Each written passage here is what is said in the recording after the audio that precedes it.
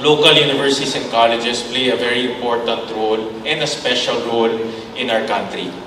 It also holds a very special place in my heart.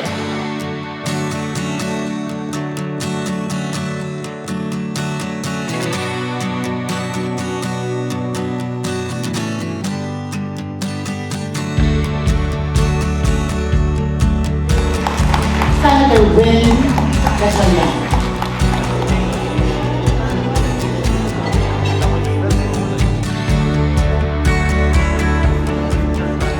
Being a former mayor, I saw the demographics of our students that come into our local universities.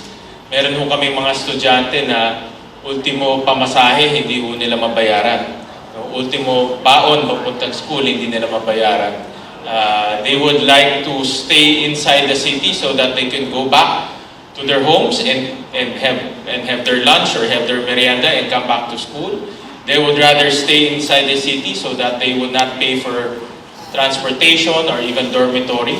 That's the type of students that we all cater, being part of the local universities and colleges.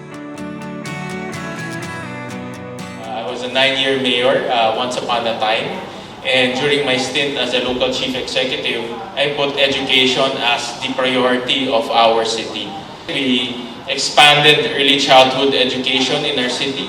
We actually started, even way before K-12, we started kindergarten. At that time, Valenzuela, we launched our Kinder 1 and Kinder 2 because this is prior to K-12, and eventually we collapsed it to only one kinder grade. And then we also expanded our local university, the Pamantasan ng Lungsod ng Valenzuela. And we also expanded our Polytechnic University, now known as Valenzuela Technological College. We have 2 local universities.